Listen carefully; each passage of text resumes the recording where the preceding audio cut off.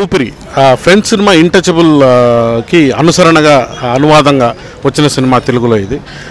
నిజానికి మామూలుగా రీమేక్లు తమిళ నుంచో మలయాళం నుంచి చేసినా కూడా మన వాళ్ళు అంత పట్టుదలగా చేయరు అనే ఒక అపనమ్మకం ఉన్న మనకి ఒక ఫ్రెంచ్ సినిమాని తెలుగులోకి ఇంత బాగా అడాప్ట్ చేసుకోవచ్చా, ఇంత బాగా హ్యూమన్ ఎమోషన్ పండించవచ్చా అంటే of course human emotions are universal.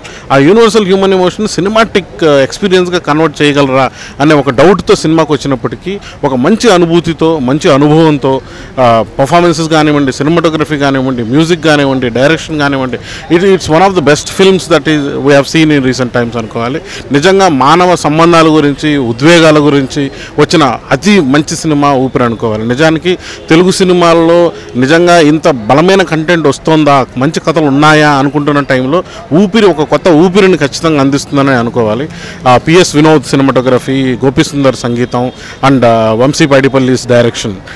నిజానికి హీరోగా నాగార్జున నిజంగా హ్యాండిక్యాప్డ్గా ఎలా చేస్తారు అనే ఒక డౌట్ ఉన్నప్పటికీ ఆ డిగ్నిటీని, ఆ బాడీ లాంగ్వేజ్ని, ఆ నొబిలిటీని అన్నిటినీ రిటైన్ చేసుకుని నాగార్జున చేయడం.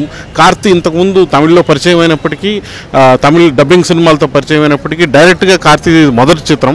నిజంగా తన comic timing, the way he holds the scene, నిజానికి ఒక్కొక్కసారి నాగార్జున మించిన నటనలో అనే ఒక హోప్ మనకు కలగడం. Is one of the good heroes, he's going to stay in Telugu forever అనే ఒక ఫీలింగ్తో మనం చూస్తాం ఈ సినిమాని. And Tamannaah played her part, Prakash Raj played their part, but one of the best film to watch this weekend. Please go for it. This is a film to go enjoy and celebrate life.